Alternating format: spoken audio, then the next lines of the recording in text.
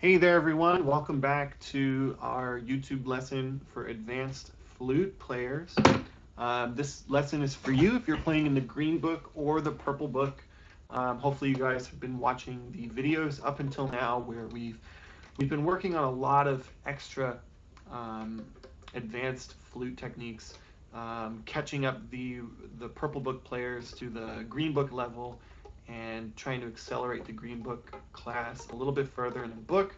From here on out, like we talked about last week, we're going to be playing a lot of our concert music. So we're going to try and put together our virtual concert using some backing tracks. Hey there, Lucy, welcome. Um, so we're trying to use these backing tracks to standardize not only the tempo of the songs, but to come up with some sort of formula here to get everybody playing the same things and really put on a fun concert. You guys, being at least second year players, probably remember doing a concert last year where we had several rehearsals in school up to the final concert and then a dress rehearsal on the day of the concert. All of that rehearsal we're going to hopefully take care of here on these live videos, trying to put this together and make it sound really well. But we rely heavily on your submission, your video submissions. So you should have received an email, and if you haven't, look out for an email coming at you pretty soon regarding submission for those videos. You may be ready to send us videos of whatever you're working on, including Canon and America. Those are the two selections from our book. We picked Canon. Canon is a little bit longer, so that's going to stretch for a pretty long time. So then the other one is America. And the more of you guys who can submit videos for the duet, America, both parts would be great. If you can submit one for the melody and one for the harmony, that would be excellent. But you don't have to. You can just do one or the other, whichever is your favorite. And then ask your parents for help recording, because we're going to need quite a bit of technology. We're going to need either your books or the PDFs on screen. We're going to need some device to play the backing tracks, which I'll show you those here in this video. We'll play along with them. And then you need a separate device to do the recording. So you're going to need some help with this. If you have headphones, wearing the headphones is also advised for making the recording. Just so that you can really listen closely and hear the tempo and play along to it. Awesome. So without any further ado, I think we're having a light class this week. Hopefully more players will trickle in here shortly, but let's go ahead and warm up on our two major scales, the B flat scale and the E flat scale. We need both of those for our two concert songs. All right, here we go. Let's play B flat with our metronome. Half notes on each. Hey Paloma, welcome. Ready? Let's do half notes. B flat scale. 1, 2, ready, play.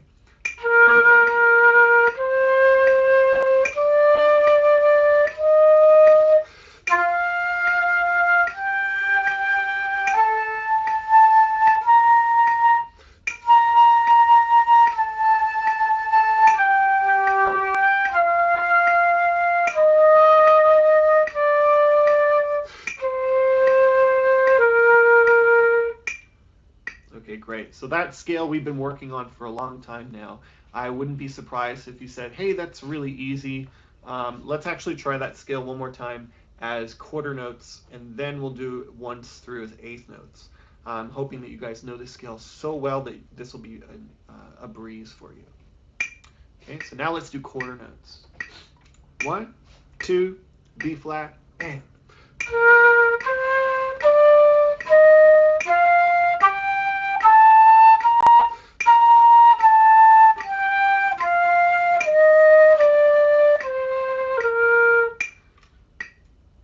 Cool.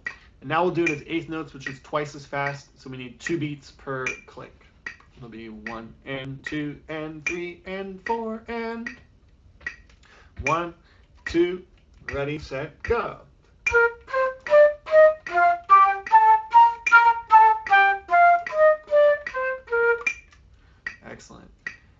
if you want a super challenge and you know what 16th notes are, you can try it as 16th notes. It's really fast. 1 E and a 2 E and a 1 E and a da da da. It's pretty fast.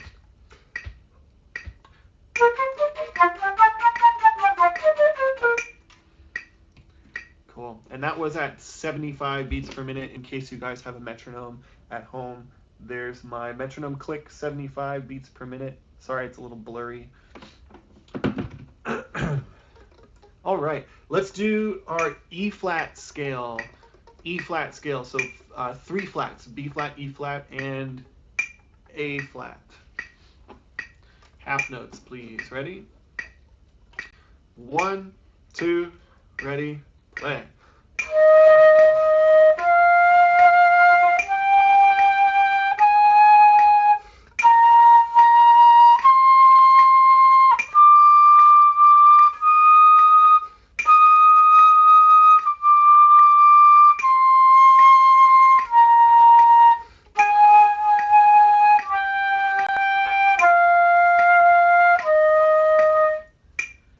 Nice. And then one more time as quarter notes. Same scale as quarter notes.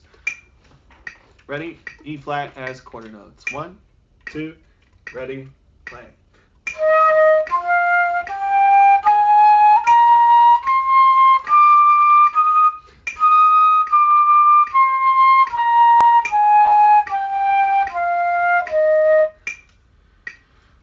The E flat scale is one of those scales that we actually can play 2 octaves.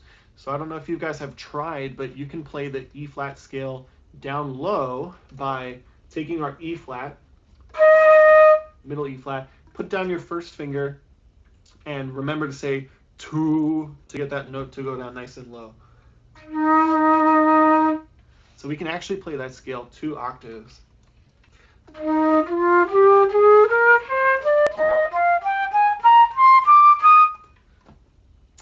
And it really is awesome to play in the low range of our instrument. The lower you can play more comfortably, it's going to really develop your sound and make it sound a lot more full.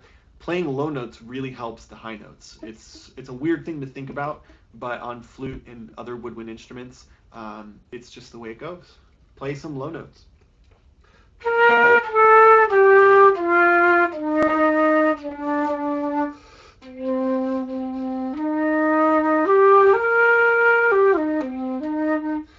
Cool.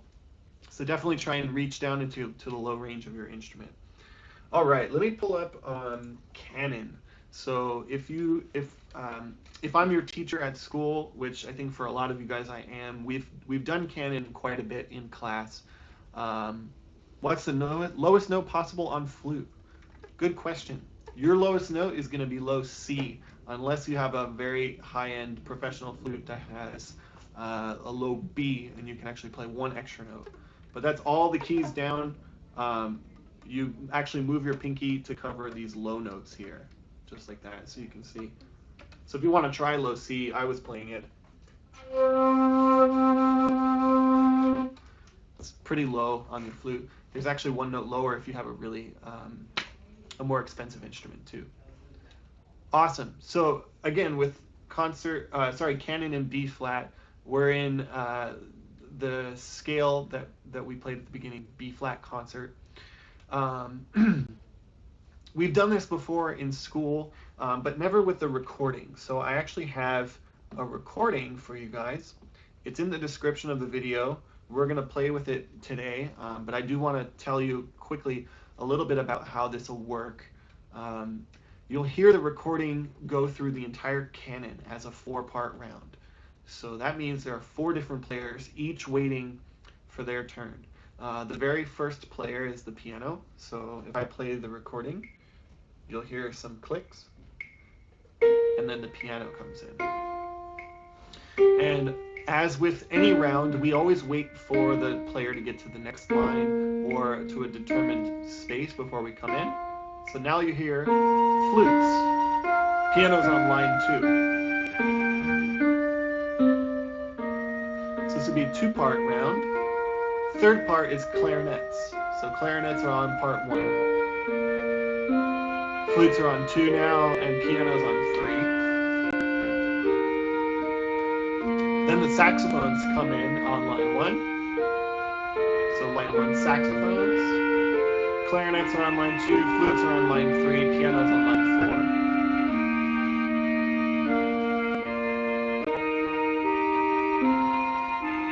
4. Good. So right there, the piano played its very last note before the repeat sign.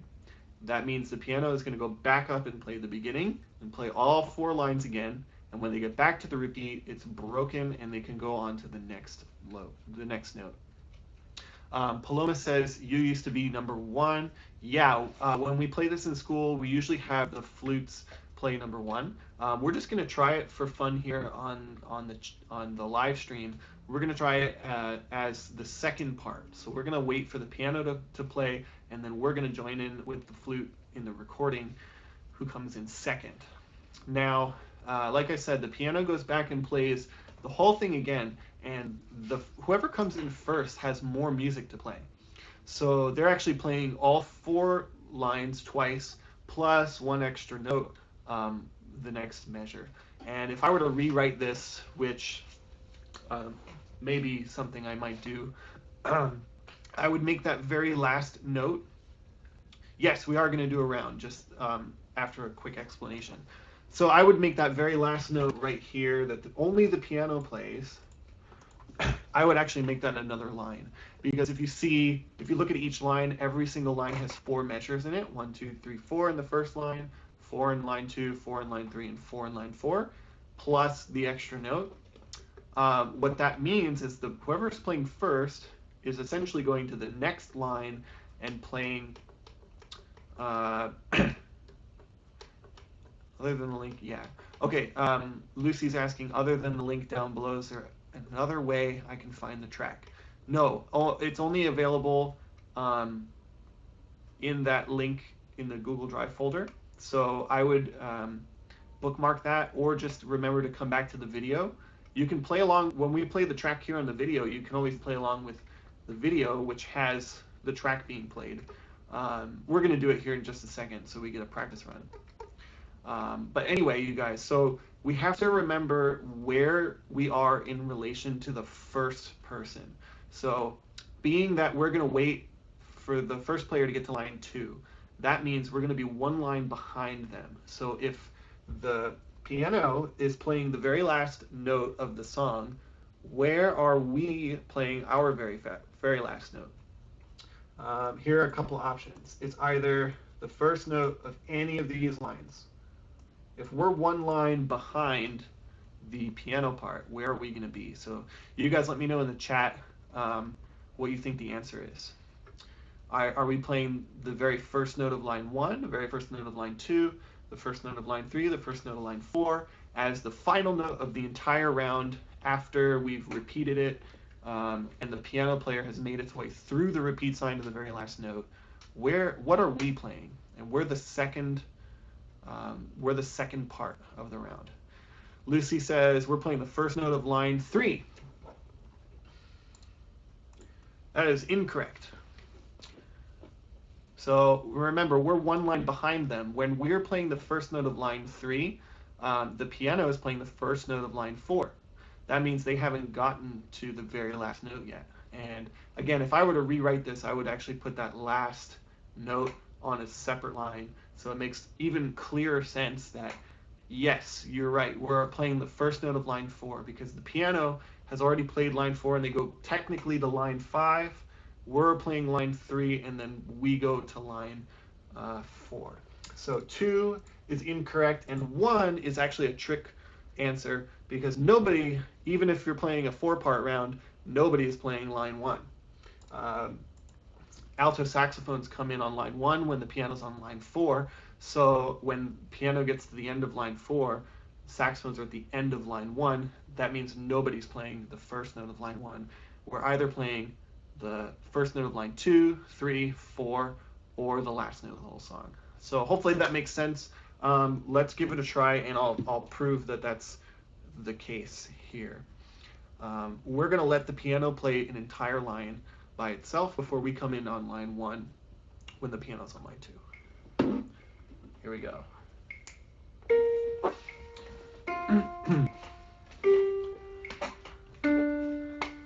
Let's play line 1. Ready, flutes? Play the whole thing. Ready, set.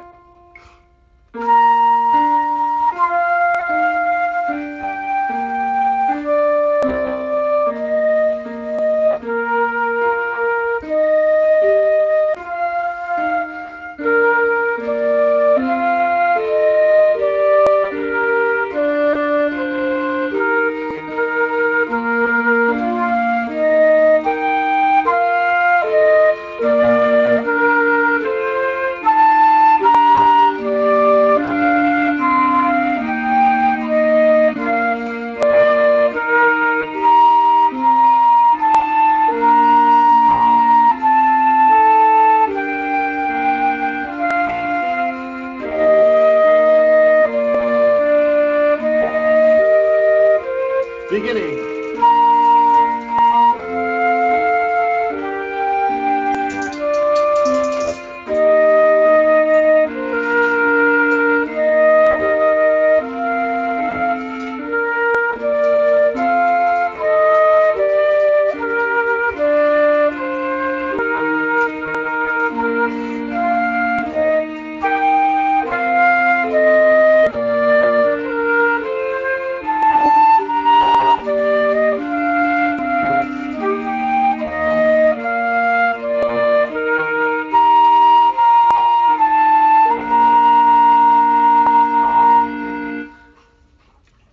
So you see there we ended right where I highlighted that last note for us is the first note of line 4.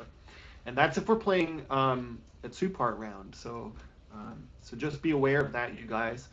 You get to pick which part of the round you want to play just by practicing. So if you want to play the 3rd part, then you want to wait for the piano part to get to line 3, and you'll hear the flute in the recording get to line 2, and then if you're playing the 3rd part, you're going to start on line 1. Hey Amaya, thanks for joining us. I don't know how long you've been here, hopefully from the start of the video, but you can always rewatch the video and take part in the lesson after it's been recorded. You can watch it 100 times. So let's move on to America.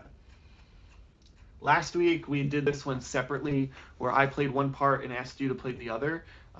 This week I have a recording that has both parts at the same time.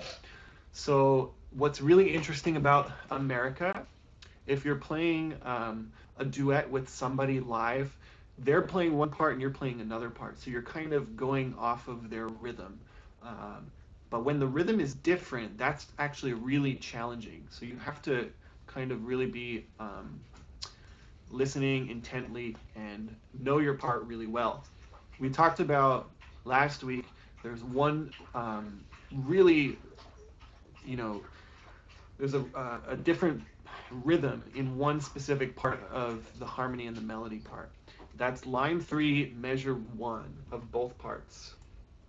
So I'll highlight it for you here. In the harmony part, you have a quarter note followed by 2 pairs of 8th notes. But in the, did I say harmony? In the melody part, you guys have 1 quarter note followed by 2 pairs of 8th notes. In the harmony part, the second part, you have 2 quarter notes followed by 1 8th note. So it adds up mathematically to the same number of beats. By the way, Paloma, we're on page 13. It adds up to the same number of beats. However, there's different things going on in the music. So if you're playing a quarter note while there's 8th notes happening, you just gotta really trust that those 8th notes are lining up perfectly with your quarter note, and vice versa. Another interesting thing that happens in the harmony between the 2 parts is when one of the parts changes notes and the other stays the same. So check it out in the 3rd measure. Oops. The 3rd measure of both parts. In the melody part, we see G, G, A flat. So 2 G's followed by A flat in the 3rd measure of the melody part. And then the harmony part, they're just playing E flat the entire time, 3 E flats. So it's still a harmony, but when you expect the note to move with the melody part, it's just staying the same. So that actually has a really distinct sound too, where one part stays the same, the other part's moving. It creates this kind of like hollow, open sound. You guys will hear it in the recording. And then that happens again 2 measures later. Measure 5 in the melody part, F, E flat, D, E flat. In the harmony part, C, B flat, B flat. So that part's kind of staying the same when the other part's moving. Let's give it a listen really quickly because it's a short one. Let's listen to the track. Don't forget we're playing the key of E flat, so we need our A flat finger for there. We're also playing B flat and E flat. Okay, here it is. You're going to hear 6 finger clicks, finger snaps in the beginning. 2, 3, 4, 5, 6.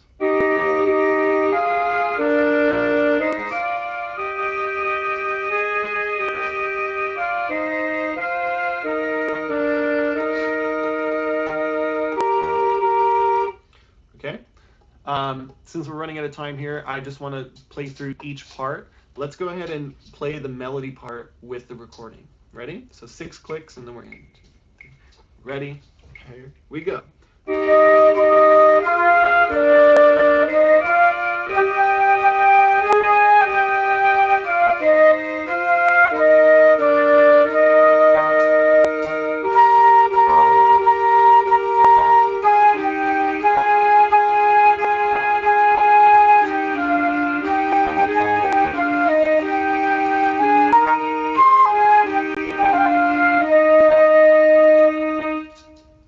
Awesome. There's the melody part for you guys. Let's do it again and do the harmony part this time. Be really careful of the rhythm, the harmony part where in line 3, and be careful of those repetitive notes where I was talking about. Our notes in the harmony part sometimes stay the same, but they follow the same rhythm of the song. Here we go. 6 clicks and the harmony part. 1, 2, 3, ready, harmony.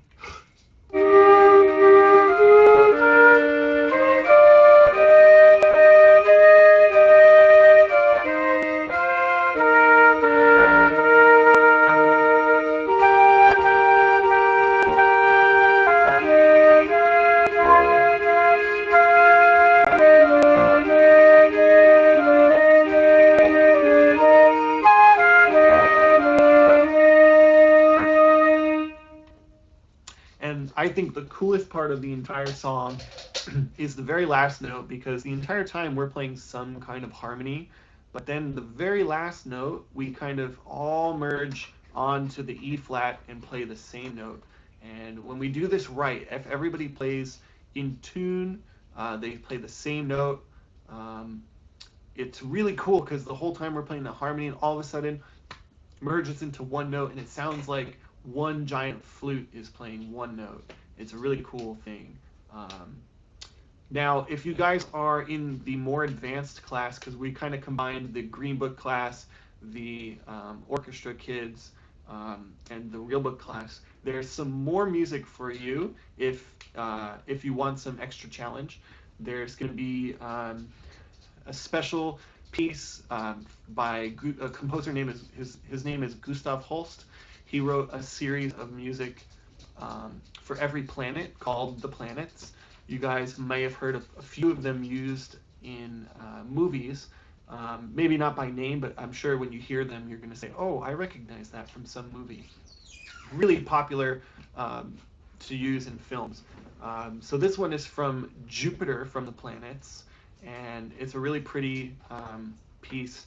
It's also in 3/4 time and also in the key of E flat. So it's the same key and time signature as America, but much different, and it uses quite a bit of range for the flute. So we're going to play some low notes and high notes, and a lot of high notes. So check that one out. We're also doing Harry Potter for those of you who are interested in learning the Harry Potter. You can go ahead and find that music. It's coming in an email, so be on the lookout for that. Harry Potter, and then if you listen to Coldplay, if you've heard Coldplay on the radio, we're doing Viva la Vida, which is a really popular Coldplay song. we're going to do that one as well. So there's going to be links to all of that coming in an email. Check it out. And then check us out for some future videos. Tomorrow, Lucy always comes to the Disney music and movie music classes, which are on Fridays. So all of you guys are invited. Come to those classes, learn some fun stuff. There's also one that teaches you how to make your own music. And that one last week was really fun because the teacher was actually writing music on a whiteboard and showing you how easy it is to write your own tunes. So I would encourage you to watch that one and make your own music, submit it to Homework at the Orchestra Place, and then watch the video again tomorrow for a new one. All right? And if you guys have any questions, let us know in the comments or send me an email to Homework at the Orchestra Place. And otherwise, I'll see you guys next time. Have an awesome weekend when you get there. See ya.